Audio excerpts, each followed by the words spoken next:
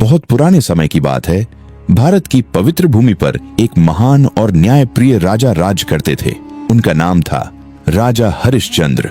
राजा हरिश्चंद्र अपने राज्य में न्याय, दया और धर्म के लिए प्रसिद्ध थे, लेकिन उनकी सबसे बड़ी पहचान थी उनकी सच्चाई।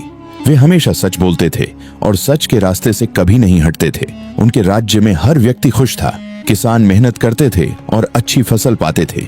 व्यापारी ईमानदारी से व्यापार करते थे। गरीबों को न्याय मिलता था। लोग कहते थे, हमारे राजा जैसा सत्यवादी राजा दुनिया में कहीं नहीं है। लेकिन भगवान कभी कभी महान लोगों की भी परीक्षा लेते हैं, और एक दिन राजा हरिश्चंद्र की भी परीक्षा शुरू हो गई। एक रात राजा हरिश्चंद्र गहरी नींद में सो रहे थे। तभी उन्हें एक अजीब सपना आया। सपने में एक तेजस्वी आर्षी उनके सामने खड़े थे। उन्होंने कहा, राजन, आपने मुझे अपना पूरा राज्य दान देने का वचन दिया है।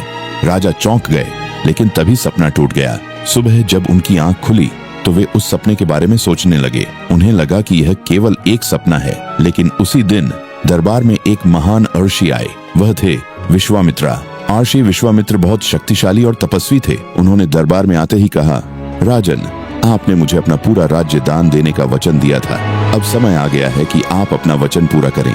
पूरा दरबार आश्चर्य से भर गया। राजा हरिश्चंद्र को तुरंत अपना सपना याद आ गया। कुछ पल के लिए वे चुप रहे, लेकिन अगले ही क्षण उन्होंने सिर झुकाकर कहा, ऋषिवर, यदि मैंने वचन दिया है तो मैं उसे अवश्य निभाऊंगा। और उसी क्षण उन्होंने अपना पूरा राज्य ऋषि विश्वामित्र को दान कर दिया।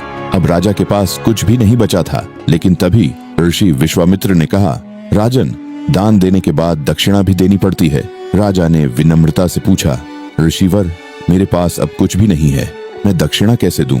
ऋषि बोले, फिर भी तुम्हें दक्षिणा देनी होगी। राजा ने शांत स्वर में कहा, मैं अपना वचन निभाऊंगा। अब राजा हरिश्चंद्र अपनी पत्नी और बेटे के साथ महल छोड़कर निकल पड़े। उनकी पत्नी थी शैव्या और उनका छोटा बेटा था रोहित शवा। तीनों अब साधारण लोगों की तरह धरती पर भटक रहे थे। कुछ दिनों बाद ऋषि विश्वामित्र फिर आए। उन्होंने कहा, राजन, मेरी दक्षिणा कहाँ है? राजा बहुत दुखी थे, लेकिन उन्होंने सत्य का मार्ग नहीं छोड़ा। दक्षिणा चुकाने के लिए उन्होंने एक कठिन निर्णय लिया। उन्होंने अपनी पत्नी और बेटे को एक धनी व्यक्ति को बेच दिया। ये दृश्य बहुत दर्दनाक था। रानी शैव्या की आंखों से आंसू बह रहे थे, लेकिन उन्होंने अपने पति से कहा, राजन, सत्य का मार्ग कभी मत छोड़िए। अब भी दक्षिणा पूरी नहीं हुई थी, इसीलिए राजा हरिश्चंद्र ने खुद को भी बेच दिया। उन्हें खरीदने वाला व्यक्ति श्मशान घाट का रक्षक था। अब एक महान राजा श्मशान घाट में काम करने लगा। उनका काम था श्मशान में आने वाले लोगों से कर लेना। दिन बीतते गए। एक दिन एक बहुत दुखद घटना हुई। रानी शैव्या जंगल में काम कर रही थी। उसी समय उनके बेटे रोहिताश को एक जहरीले सांप ने काट लिया। कुछ ही समय में उसकी मृत्यु हो गई। रानी शैव्या का दिल टूट गया। वह अपने बेटे के शरीर को लेकर श्मशान घाट पहुंची और वहीं राजा हरिश्चंद्र काम कर रहे थे। लेकिन उस समय दोनों एक दूसरे को पहचान नहीं पाए।